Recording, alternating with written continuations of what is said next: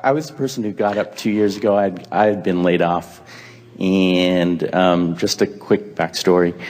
I'm about 2 years from paying off my place. So things turned around for you, eh? They did. Thank you.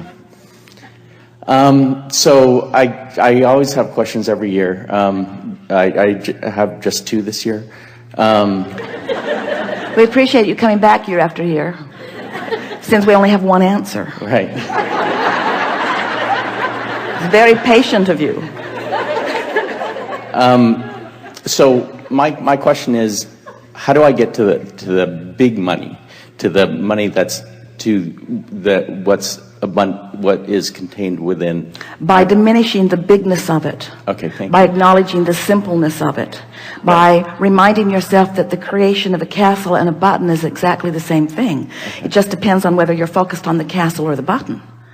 But just the fact that you call it the big money means that you have a vibrational barricade between the receiving of it and where it stands. It's big money, which means big. In the expression big, you mean harder to achieve, or you mean rarer, or you mean more special stuff I need to do. Abraham, I've been hearing you for years.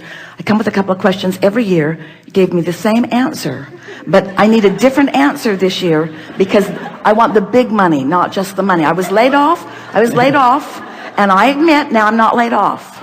And that consistent smaller money has been coming, and I like it. Don't get me wrong, I like it just fine. I like it, but I really want that hard to get stuff. I really want to get that stuff that hardly anybody gets. I want that really hard to get stuff. So could we have a more private meeting where you where you don't tell us how to get the simple stuff, but where you tell us how to get the big stuff?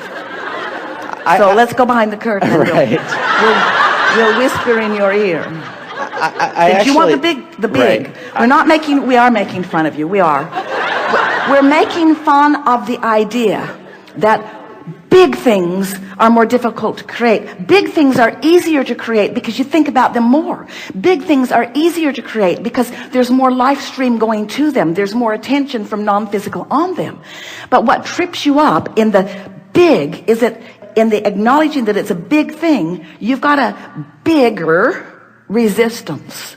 So you've just got to find a way of softening that resistance. What's big money anyway?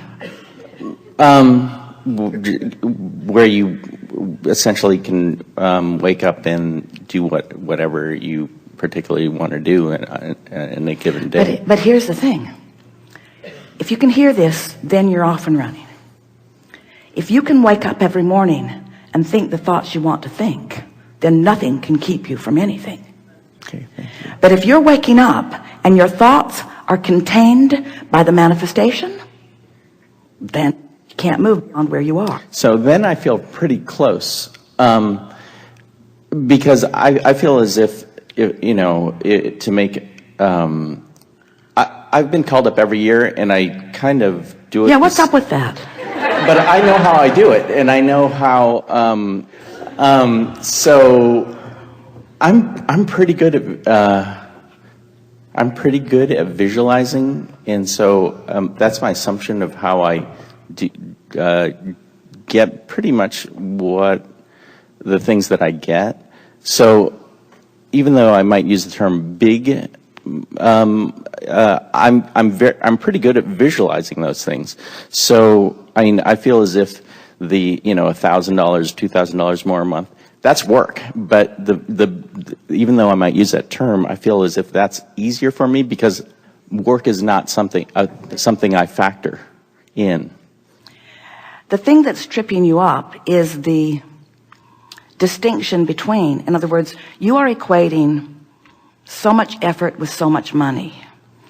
And so, that's what you meant a little bit when you were saying, I know that I can do the work. I know that I can do the hard work. For an incremental amount, but I feel as if... Because I am limited by the amount of effort that I can offer. In other words, if I'm thinking in terms of dollars for effort, then I can only offer so much effort. There are so many hours in a day, and there are only so many people willing to pay me equivalency for what I'm offering. Right. So you have to stop looking at your earning in terms of equivalency for effort and begin looking at your receiving. Let's change the word earning to receiving, and let's change effort to vibration, to personal vibrational offering. Can you hear the difference? Because if it's about earning an effort, then you're right. You're limited to how much you can do. You're limited to how many things you can accomplish, or to how many people that you can convince about the value of what you're offering.